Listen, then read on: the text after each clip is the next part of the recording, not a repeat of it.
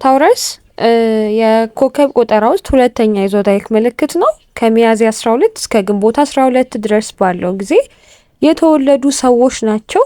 እነዚህ በበሬ ምስል የሚመሰሉ ናቸው። የታውረስ ባህሪያት ውስጥ መጀመሪያ ስንመለከት በጣም ሴቶቹም ወንዶቹም በጣም ቆንጆ የሆኑ ተግባራዊ የሆኑ የመሬት ሳይንስ ስለሆነ ያላቸው የተረጋጋ ስብዕና ያላቸው አስተማማኝ የሆኑ እንደዚሁም ደግሞ በቁንጅናቸው በምን ስለሚመሩ ነው? በቬነስ ነው የሚመሩት። የውበት ተፈጥሮ የቅንጦት ነገሮች ይመቻቸዋል።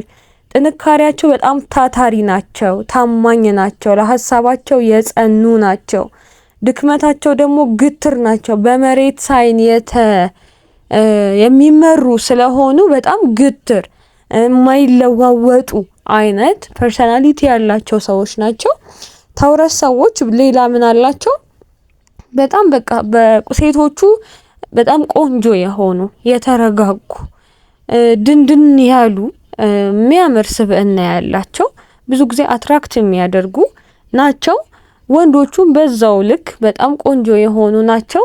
ብዙ ጊዜ የመሬት ምልክቶችን ቢያገቡ ለምሳሌ የታውረስ ሰዎች ካፕሪኮርን እና ቪርጎ ሰዎችን ቢያገቡ በጣም የተስማማ እንዲኖራቸው ያደርጋል። በተጨማሪም ደግሞ ከውሃ ሳይኖች ከካንሰር ጋር ከፓይሰስ እና ከስኮርፒዮ ጋር ብዙም አይደሉም፣ ግን አብረው ቢሆኑ አሪፍ ነው። ከስኮርፒዮ ጋር አብረው ቢሆኑ አሪፍ አይደለም ያልኩበት ምክንያት ላስረዳችሁ።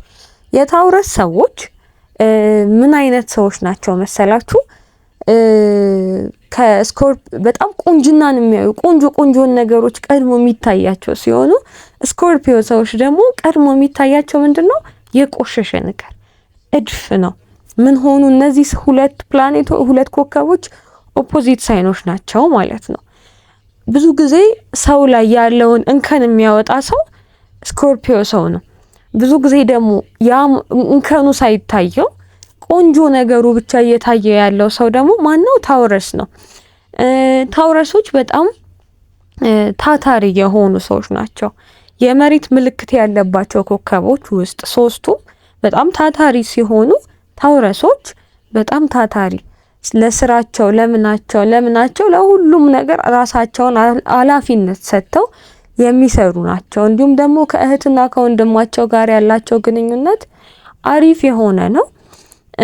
እንደ ፕላኔቱ ለምሳሌ አየር ሳይን እና እሳት ሳይን ጋር እንኳን እህትና ወንድም ሪሌሽንሺፕ ቢኖራቸው መሬት ስለሆኑ ብዙም የሚጎዳ አይነት ሪሌሽንሺፕ ከእህት ከወንድሞቻቸው ጋር አይኖራቸውም። ምክንያቱም መሬት አይንቀሳቀስም።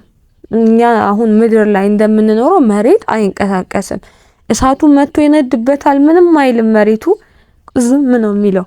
ንፋሱን ቢመጣ አዋራ ቢያስነሳ ነው እንጂ ይሄን ያህል መሬት ላይ የሚፈጥረው ተጽዕኖ አይኖርም። ስለዚህ ታውረስ ሰዎች ላይ እንደ መሬት ምልክት ስለሆኑ ከእህትና ከወንድሞቻቸው ጋር ምንም አይነት ሳይን ይኖራቸው ምልክት ይኖራቸው እህት ወንድሞቻቸው ከነሱ ጋር ተስማምተው በሰላም የሚኖሩ ናቸው ማለት ነው።